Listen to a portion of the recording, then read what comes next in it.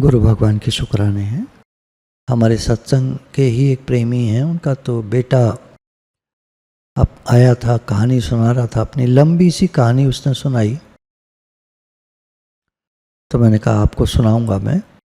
एक किशन नाम का लड़का है, लड़का तो नहीं कहेंगे अब तो खैर पिता भी है, बड़ा बेटा है उसका, पत्नी है। तो जब वो मुंबई गया था शुरू में दिल्ली से, तो दिल्ली के कोई आउटर एरिया में शादरा के भी बाहर बस्तियां हैं, तो उनमें रहता था वो। तो हम लोगों का भगवान जी की कृपा है 1990 के आसपास दिल्ली में सत्संग शुरू हो गया था, और ये बात सन 2000 की वो बता रहा था कि मैं मुंबई गया था। तो उस टाइम सत्संग उसने थोड़ा सा वहाँ कहीं सुना होगा, कॉलोनी में कोई गए होंगे शादरा में। तो ये होता है ना, कोई जैसे मैं सीधे शब्दों में कहूँ तो माई आती है काम वाली, उसका बेटा बड़ा हो चुका है, पूरा पढ़ा बड़ा तो बहुत ज़्यादा नहीं है, पर ठीक है, उतना पढ़ गया है कि वो कहीं नौकरी के लिए कोशिश करे, सेल्समैन बन जाए। तो यही सोचकर वो मुंबई चला गया सेल्समैन बनने के लिए। उसकी माँ ने थोड़ा सा सत्संग सुना था, तो वो उसको याद था कि गुरुजी हैं। तो देखिए आज 22-23 साल बाद वो लड़का जब बैठकर कहानी सुना रहा था, अब लड़का तो नहीं कहेंगे, अब 40 साल का व्यक्ति है, तो सुना रहा था। तो जो मुझे सुना, मैंने थोड़ा सा आपको बताता हूँ। तो ये किशन कहता है कि करीब 2000 के आसपास की बात है, या 2001 और 2000 के बीच की बात है। मैं अपनी पत्नी रीटा को और बेटा नकुल, उस समय छोटा ही था, 4 साल का, तो लेकर के मैं मुंबई गया, और जो भी पैसे मैं कहीं से ले सकता था या जो मेरे पास थे सारे डालकर वहाँ जाकर मैंने काम ढूंढा। किसी व्यक्ति ने, ध्यान दीजिएगा, किसी व्यक्ति ने, जैसे होता है ना, हम दुनिया में घूम रहे हैं तो किसी से मुलाकात हो जाती है और बात होने लगती है। वो कहता है, जैसे मान लीजिए बम्बई में एक सिस्टम है, आपको शायद मालूम हो नहीं मालूम हो, जो ग्रेड 3 के होटल्स होते हैं, या हम उनको ढाबा कहते हैं, जिनको ग्रेड 4 के होते हैं। ग्रेड 3 थोड़ा सा ठीक होता है, आजकल बनने लगे ना ढाबे, थोड़े देखने में ठीक ठाक होते हैं, पक्के होते हैं, दीवारों के चारों तरफ वो बने हुए होते हैं, और रेस्टोरेंट टाइप के बना देते हैं, वो खुला खुला है, एसी भले नहीं है पर वैसा है। तो ग्रेड 3 कहते हैं उनको, दिल्ली बम्बई में होटल्स होते हैं, रेस्टोरेंट। तो वहाँ जैसे खाना खा रहे होते हैं, तो क्या होता है, एक टेबल पे जैसे मान लीजिए हम खा रहे हैं, अकेले, माने अकेला हूँ मैं, तो इधर कुर्सी पर 3 पड़ी हैं, तो वहाँ ये नहीं होता कि अब आप नहीं आके बैठ सकते, मतलब वो तो होटल है, रेस्टोरेंट है, और वहाँ एक टेबल पर अगर 4 अलग लोग एक कुर्सी खाली है तो कोई भी आके बैठ सकता है और अपना खाना खा सकता है। तो उस तरह की बातचीत में उसकी किसी से दोस्ती हो गई, जान पहचान हो गई। और वो आदमी उस समय नए नए एक बॉडी स्कैनर चले थे, हमारे यहाँ अभी एक आए थे पीछे करीब 4-5 साल पहले। तो वो अंगूठे में क्लिप लगाते हैं और एक मशीन होती है, तो मशीन में वो डेटा हमारा बॉडी का, बॉडी स्कैनर कहते हैं उसको, आने लगता है। अभी उसके रिवाइज्ड वर्जन्स आ गए हैं, अभी तो बहुत अच्छी टेक्निक्स आ गई हैं, अभी तो फर्स्ट क्लास वो बॉडी स्कैनर आते हैं, पूरी बॉडी को स्कैन करके मशीन से ही ज़रा सी देर में कई चीज़ें निकाल के बता देते हैं। बॉडी फैट कितना है, बॉडी मास कितना है, बॉडी में कैल्शियम कितना है, पानी कितना है, किस चीज़ की कमी है, आयरन की कमी है, ये सब उसी समय।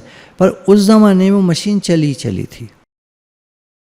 तो मैंने जितना पैसा था उस व्यक्ति के साथ मिल करके मशीन खरीद ली, और वो व्यक्ति अचानक फिर गायब हो गया, चला गया वहाँ से।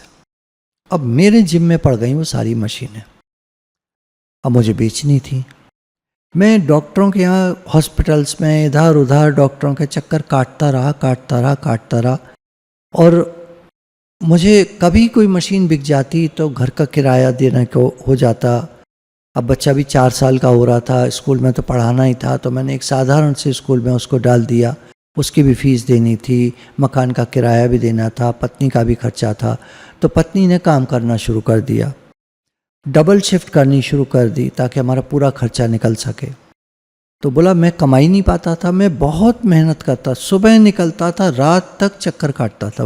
मुंबई बहुत बड़ी जगह है, और बढ़िया बात वहाँ क्या है, लोकल ट्रेन जो चलती हैं तो आप 85 किलोमीटर तक इधर, 85 किलोमीटर तक उधर ट्रेन से निकल जाओ। लंबा लंबा, मुंबई जो है अपने आप में एक आइलैंड है और बहुत लंबा बसा हुआ है, लंबा बहुत है, चौड़ाई में ज़्यादा नहीं है, लंबाई में ज़्यादा है। तो लोकल ट्रेन बनी ही चर्च गेट से लेकर इधर, और VT central railway Victoria terminus से लेकर के और उधर निकल गई हैं पुणे साइड में।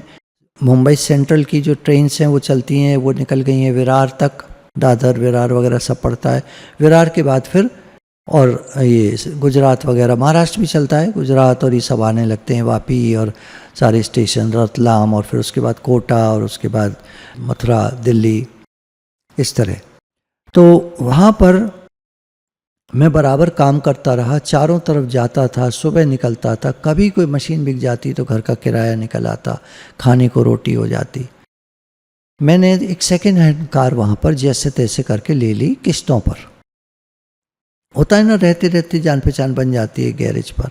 वो एक बार पुलिस जो है नो पार्किंग से टो करके ले जाती है, ये बड़ा चक्कर है। बम्बई के कायदे जो हैं वो इधर से बहुत डिफरेंट हैं। अभी दिल्ली में भी टो कर लेते हैं लेकिन बहुत कम है, वहाँ तो नो पार्किंग लिखा है, आपने गाड़ी खड़ी कर दी, गाड़ी आपकी टो हो गई, पुलिस उठा के ले गई। तो इस तरह की कई चीज़ें होती रहीं। और जो पत्नी थी रीटा, वो काम तो कर रही थी, उसका विश्वास, इन्होंने कहा, इसने कहा किशन ने, कि मेरे ऊपर से उठता जा रहा था कि ये कुछ नहीं कर पाएंगे ज़िंदगी में। ऐसा होता है, कोई कोई देखता है कि उसको ये महसूस होता है कि मैं जीवन में कुछ नहीं कर पाऊंगा, और जो उसके साथ में होता है उसको भी यही लगता है कि ये ज़िंदगी में कुछ नहीं कर पाएगा। गुरु नहीं होते, सत्संग नहीं होता, तो कोई विश्वास कर नहीं पाता किसी पे, विश्वास हिल जाता है। झगड़ा होता रहता, उसने कहा कि हम दोनों में बहुत झगड़ा होता। मैं भी मन लगाने के लिए वो रूबिक्स होता है ना, घुमा घुमा के येलो और ग्रीन और रेड, और वो करता रहता। मुझे आसान लगने लगा था लेकिन फिर भी मुश्किल था। एक बार मैं लोकल ट्रेन में था तो एक आदमी मिला, वो रूबिक्स सॉल्व कर रहा था। मैंने देखा फटाफट कर दिया उसने, तो मैंने पूछा आप कर लेते हैं ये? बोला हाँ मैं कर लेता हूँ उसको। और तो कहाँ जा रहे हैं आप? बोले दादर स्टेशन पर उतरूँगा वहाँ। तो ये साथ में सोचता है ये ज़रूर आदमी थोड़ा सा मतलब ठीक लग रहा है, देखते हैं। वो दादर पर उसके साथी उतर गया। कहाँ जा रहे हो तुम? बोला मैं मशीन है मेरे पास, ये बॉडी स्कैनर है, इसको मैं हॉस्पिटल्स में बेचने का प्रयास करता हूँ। तो ये कहता है कि मैं स्टॉक एक्सचेंज में ब्रोकर हूँ, और इस सामने वो एक बिल्डिंग है, वहाँ काम करता हूँ, ऑफिस है, बड़ा सा ऑफिस है, कभी हो तो आ जाना, देखते हैं तुम्हारे लिए कोई काम होगा तो देख लेंगे।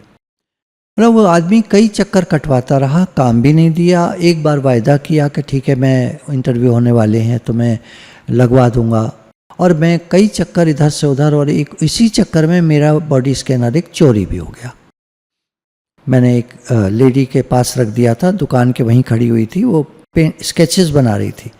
तो मुझे लगा कि इसके पास छोड़ देता हूँ, स्केच बना रही है किसी का खड़ी होकर, तो यहीं मिलेगी।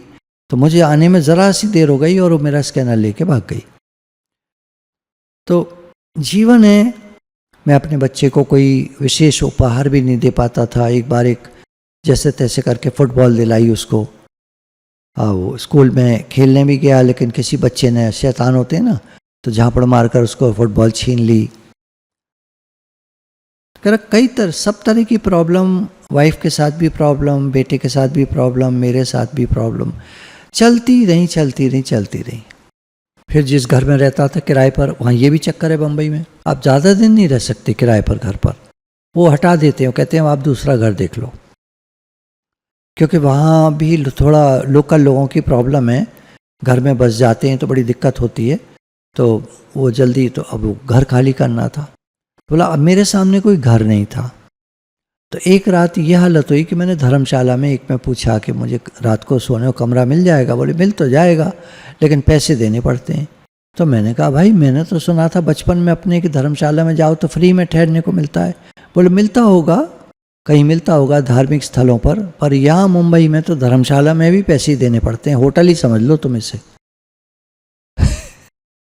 बोला फिर मैं देखता रहा कहीं मंदिर के वहाँ कहीं बाहर सो जाऊँ, कहीं उधर कुछ मिल जाए। तो वहाँ पुजारी जी ने पूरा मंदिर ठीक से बंद कर दिया, घुसने के अंदर जगह नहीं।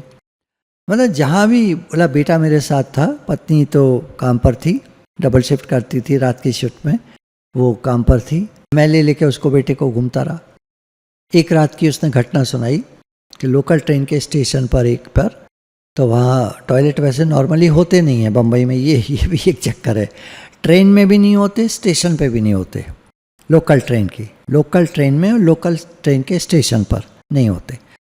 कहीं होते हैं, जैसे चर्च गेट है और बड़ा स्टेशन है, उधर दादर है, बड़ा स्टेशन है, उसके आसपास कहीं। तो एक टॉयलेट में, एक उसमें मैं घुस गया और इतना थका हुआ था कि मैं उसी के अंदर सो गया, और मेरा बेटा मेरे साथ था, वो भी मेरे साथ वहीं सो गया। मतलब वो रात मुझे जो याद रहती है, ऐसी रात भगवान किसी को ना दे, एक टॉयलेट में सोना पड़े। बड़े शहरों की अपनी कहानी है। लोग कहते हैं ना अमेरिका जाना है, अमेरिका जाना है। अमेरिका भी की भी कहानी, मैं वीडियोस आप डालना, प्रॉब्लम्स इन अमेरिका करके, problems in Europe, problems in America, problems in Germany, problems in UK. UK में रेसिज्म बहुत ज़्यादा है इस समय, ब्लैक एंड वाइट का बड़ा चक्कर है। सच्चाई जो है ना कुछ और ही है। हम सोचते हैं अपने मन से, कुछ वीडियोस देख लेते हैं, कुछ वो देख लेते हैं, न्यूज़ देख लेते हैं, न्यूज़ में बातें देख लेते हैं, पर सच्चाई कुछ और ही होती है। तो ये व्यक्ति अपनी कहानी सुना रहे थे कि एक बार जो है मैं कुछ बेच रहा था माल, बार धीरे धीरे चलते चलते टाइम जैसे बीतने लगा 2005 और 6, तो इधर क्या हुआ, इनकम टैक्स का चक्कर चल गया था थोड़ा कि आपको इनकम टैक्स भरना चाहिए। तो मेरी जो सेल होती थी एक मशीन के बिकने की, वो लगभग 50,000 होती थी।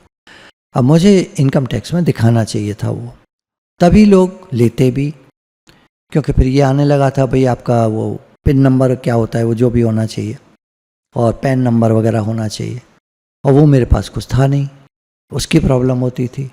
तो एक मेरे पास नोटिस आ गया, एक जगह मैंने सामान बेचा था, तो मेरा नाम था, मोबाइल नंबर था, सॉरी मोबाइल नंबर नहीं, वो फ़ोन नंबर वहाँ के लैंडलॉर्ड का, जहाँ भी वो रहता था, तो वहाँ का नंबर, तो वो नंबर पर घंटी बजी कि ये व्यक्ति हैं, तो बोले वो हमारे किराएदार हैं। तो वहाँ से इनकम टैक्स डिपार्टमेंट से था कि आप उनको भेजिएगा फलानी जगह, फलाना से फलाना, ये फलाना एड्रेस बता दिया, वहाँ पर उनको पेश होना है। तो बोला मकान मालिक और चिढ़ गया, दूसरा वाला, दूसरी जहाँ जगह मिली थी उसने भी निकाल दिया। बोला 4 मकान बदल चुका मैं, मुंबई में बदल चुका था, अभी तो अपना फ्लैट ले लिया है। आज 2023 में आकर के जब उसने कहानी सुनाई है, बोला आज मेरे पास अपना फ्लैट भी है, लेकिन इसके लिए मुझे जो 18 साल 2001 से लगभग 2019 तक, जब तक कोविड शुरू हो चुका था, तब तक मुझे ज़िंदगी से लड़ना ही लड़ना पड़ा है।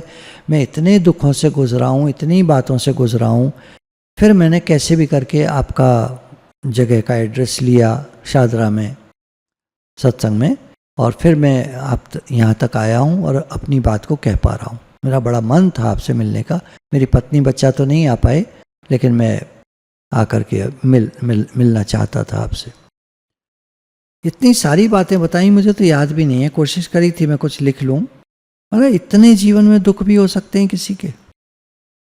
कल जब मेरी कार टो हो गई थी, पुलिस वाले ले गए थे, तो मैं पहुंचा पुलिस स्टेशन शाम को, रात को, कि मेरी कार, तो उन्होंने कहा कार तो ठीक है मिल जाएगी, इसका वो चालान कट गया है और इसका खर्चा भरो। अब वो जितने पैसे उन्होंने बताए उतने पैसे मेरी जेब में नहीं थे। खैर मैंने उनको कैसे भी कोशिश करके कहा कि मान जाओ, तो उन्होंने कहा सुबह से पहले तो मिलनी नहीं गाड़ी, क्योंकि सुबह ऑफिस खुलेगा तब नोट होगा उसमें, क्योंकि तो नोट हो चुकी है गाड़ी, FIR लॉज हो चुकी है, उसमें चढ़ चुकी है। अब इसको वहाँ पर जो ऑफिसर आएंगे वो पैसे तुमसे लेंगे, जमा करेंगे, रसीद देंगे, और फिर ये वहाँ से छूटेगी। कैसी कैसी दिक्कतें होती हैं। बोला एक बार वो जो मैं ट्रेन में एक से मिला था, जो कह रहा था मैं स्टॉक ब्रोकर हूँ, एक बार फिर वो मिल गया, टैक्सी में जा रहा था, मैं खड़ा हुआ था सड़क के किनारे, मशीन एक मेरे हाथ में थी, और उसने मुझे देख लिया और बिठा लिया कि आओ अंदर आ जाओ, मैं उधर ही जा रहा हूँ, पास में ही है, तो बैठो। बैठ करके वो रूबिक सॉल्व कर रहा था। फिर बोला मैंने अपनी बात काफ़ी कहने की कोशिश की, उसने आधी सुनी आधी नहीं, और फिर टैक्सी से उतरा और फट से अपनी बिल्डिंग में घुस गया, और मैं बैठा रह गया टैक्सी में। टैक्सी वाला बोलता है पैसे लाओ।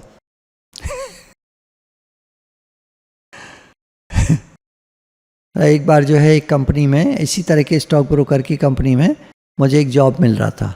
मैं कहा ठीक है। तो वो जो साइन करने थे फॉर्म पर, तो वो बता रही थी, जो भी लेडी वहाँ बैठी समझा रही थी कुछ, तो कुछ भाषा उसकी ऐसी थी कि मैं बातें नहीं समझ पाया और मैंने फॉर्म पे साइन करके दे दिए। अगले दिन जब मैं काम पर आया तो मुझे पता चला, तुम्हें पता है 6 महीने तुम्हें तनख्वाह नहीं मिलेगी, 6 महीने तुम्हें काम सीखना है खाली, जब तुम काम सीख जाओगे तो 6 महीने के बाद तनख्वाह स्टार्ट होगी तुम्हारी। बोला मैं तो रो पड़ा बिल्कुल। मुझे जैसे भी करके पैसे चाहिए थे, क्योंकि तब तक मैं तीसरा घर बदल के चौथे की तलाश कर रहा था और मेरी पत्नी, मेरा बच्चा, हम कभी कहीं पड़ जाते, सामान तो जो भी था हमारे पास लेकर के कभी कहीं पड़ जाते, कभी स्टेशन पे पुलिस आ जाती है भगा देती है, कभी पार्क में वहाँ भी पुलिस आ जाती है भगा देती है। बोले इतनी दिक्कतों से गुजर रहा था मैं, तो मुझे लगा कि अब जॉब मिल रही है कुछ तो मिलेगा। तो बोला उन्होंने कहा 6 महीने तक तनख्वाह नहीं मिलेगी। तो पत्नी के पैसों से जैसे तैसे काम, बस अब क्या कहें, मतलब मुझको शब्द नहीं मिल पा रहे उस व्यक्ति की व्यथा को सुनाने के लिए। कह रहा रात को एक बार मैं स्टेशन पर सोया हुआ था, मेरी पत्नी मेरा बच्चा, मशीन मेरे पास ही थी, तो कभी ऐसे होता है ना करवट सी लेते हैं, तो करवट सी ली होगी रात को, सुबह उठा तो एक मशीन गायब वहाँ से। 50,000 रुपये का इकट्ठा नुकसान, मतलब नुकसान पे नुकसान, दुख पर दुख, समस्याओं पे समस्याएं, जीवन भरा पड़ा था। 18 साल कह रहा मैंने इतनी मुश्किलों में गुजारा है, मैं ही जानता हूँ। जब कोई ऐसे दौर से गुजरता है ना, तो सच में थोड़ा सा भी ज्ञान सुना होता है तो उसको गुरु का शुक्राना मानने का मन करता है। मैं उसकी बात को समझ पा रहा था कि वो शुक्राना मानने का प्रयास कर रहा है। मैंने कहा हमारे लायक कोई बात हो तो बताओ, सेवा हो तो बताओ। नहीं अब तो सक्षम हूँ, अब ठीक है, फ्लैट भी मिल गया है। मिला तो बहुत दूर में है, मुंबई बाहर आउटर एरिया में मिला है बहुत। मैंने कहा पूछा कितने का है, तो बोला छोड़िए महंगा तो बहुत है दिल मुंबई में, थोड़ा इंस्टॉलमेंट, थोड़ा ये थोड़ा वो, थोड़ा एक दो दोस्तों ने हेल्प करी है, लौटाने तो पड़ेंगे, कर रहा हूँ जैसे भी, पर कोई बात नहीं हो जाएगा। उसको देखकर व्यक्ति को काफ़ी पॉजिटिविटी का एहसास हुआ। सच में कितने दुखों के बीच में भी कोई पॉजिटिव हो सकता है। हम तो जरा जरा सी बात को लिए बैठे रहते हैं। फिर मैंने पूछा खैर क्या अब क्या कर रहे हो इस समय? तो अब वो ब्रोकरेज के काम में, तो उसमें तो ठीक है पैसा जो है ब्रोकरेज के काम में, जो लोग कर लेते हैं, जो क्लाइंट्स को खुश रखते हैं, काम चलता रहता है, तो घुमा लेते हैं चक्के को अपना, आराम से कर लेते हैं, मैनेज कर लेते हैं।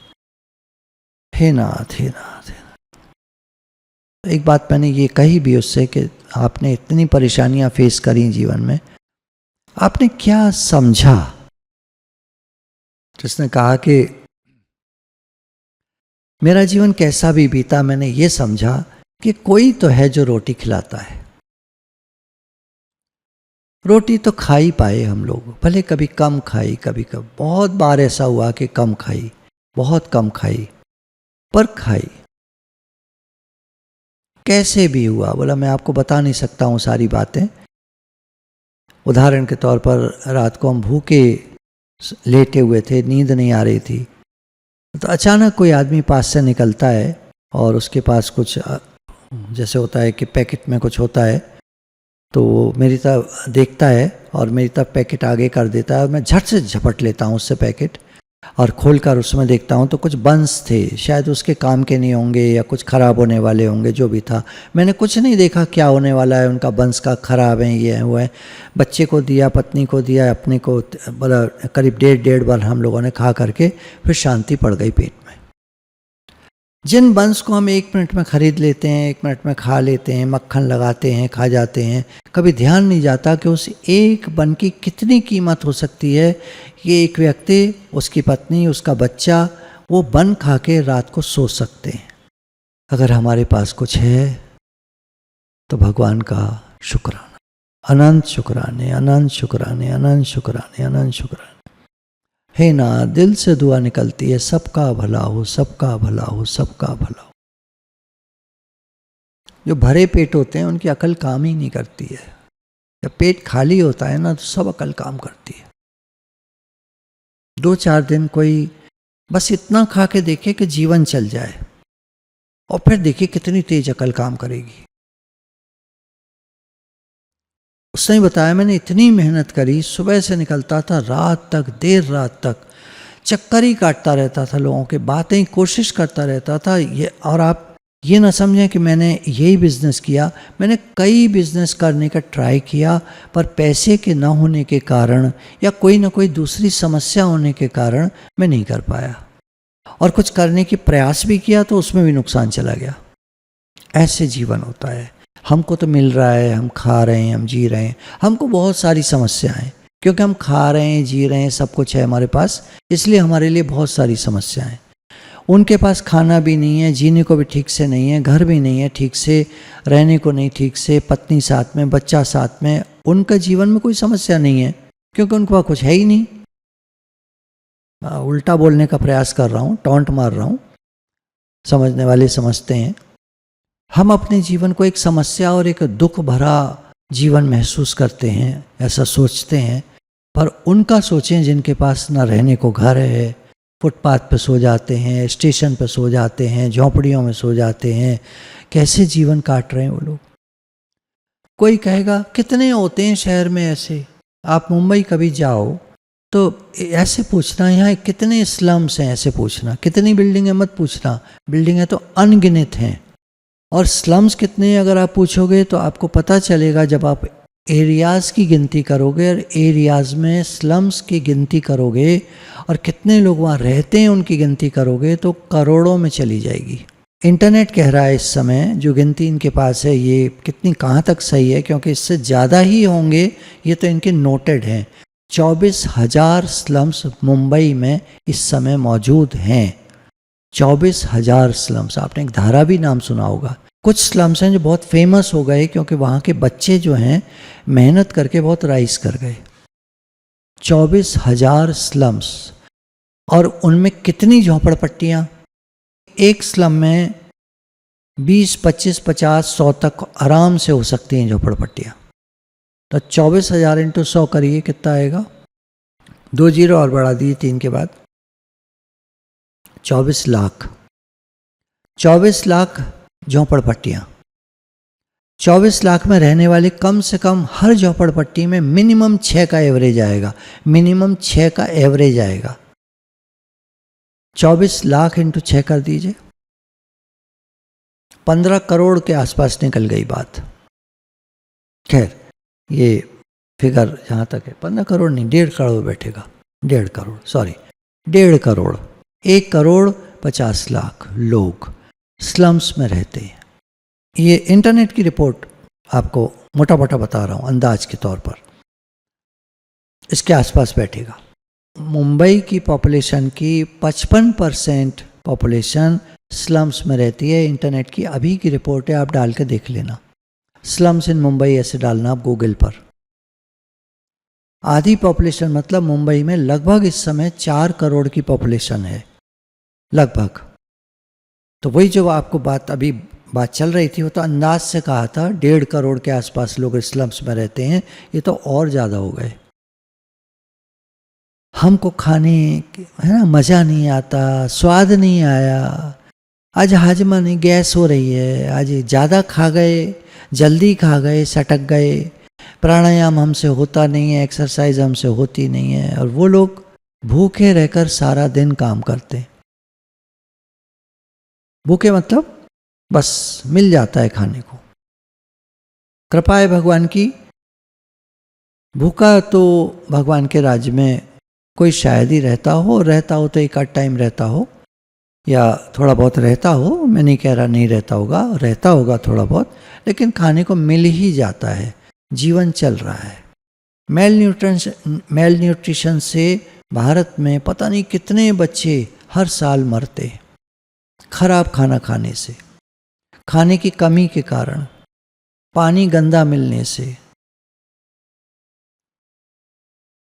गंदा पानी पीने से कितने बच्चों को कितनी बीमारियां हो जाती हैं जो गरीबी में रहते हैं।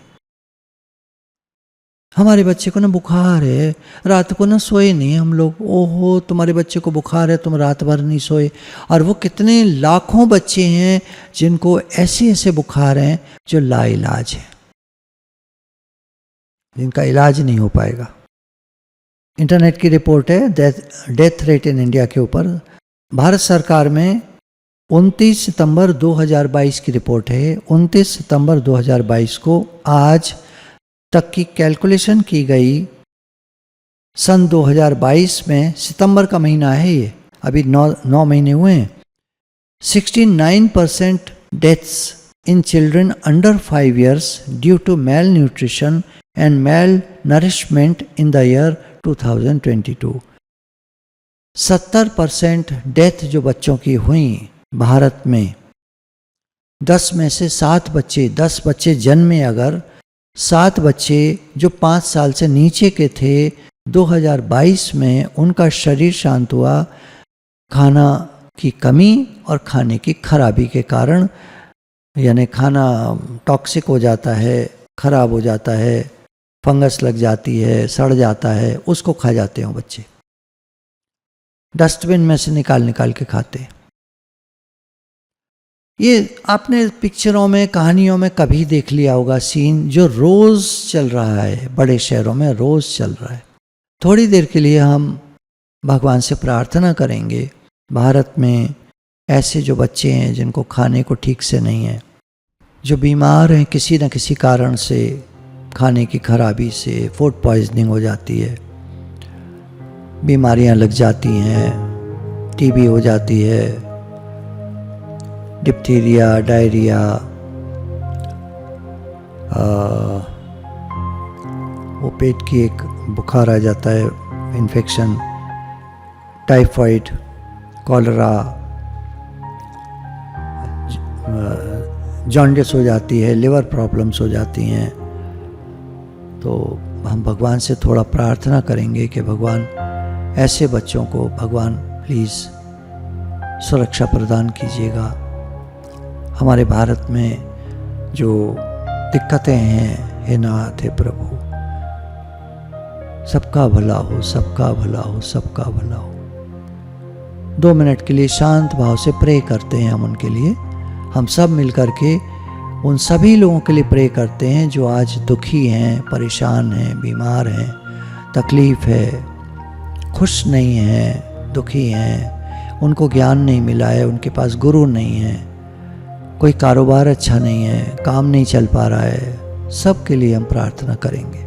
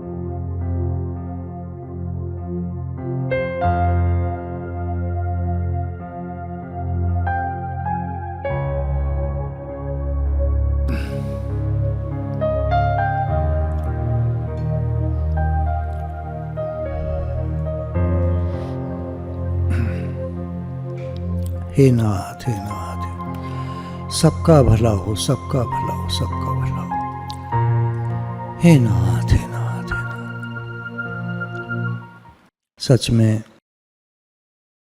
एक कहावत है मुंबई के बारे में कि मुंबई में कोई भूखा नहीं सोता, इस कहावत है। लेकिन तकलीफें तो हर जगह हैं।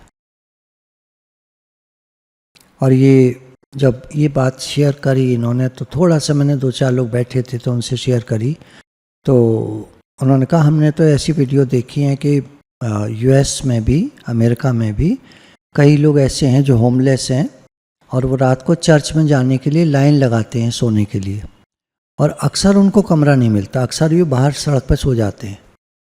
अमेरिका न्यूयॉर्क में, यूएसए की राजधानी, वहाँ पर भी रात को लोग फुटपाथ पे सो जाते हैं या गलियों में अंदर सो जाते हैं। गलियों में तो अंदर अक्सर सो रहे होते हैं। यह हालत है। वो चमक देख के, कुछ वीडियोस देखिएगा भारतीय लोगों ने डाली हैं कि हम तो यहाँ ऐसे आए थे चमक देखकर या सोचकर। अच्छा तो है, बहुत कुछ अच्छा है, लेकिन कुछ सच्चाइयाँ ऐसी हैं जो हम सुना नहीं सकते किसी को। वो दिन जब हमने होटलों में बर्तन मांजे थे, वो दिन जब हम कहीं फुटपाथ पर भी सोना पड़ा था, गली कूचों में सोना पड़ा था, कूड़े के ढेर पे सोना पड़ा था, वो दिन भी। तो ऐसे ऐसे बताया है लोगों ने, इंटरनेट उस पर, यूट्यूब पर हैं वीडियोस। सबका भला हो, सबका भला हो।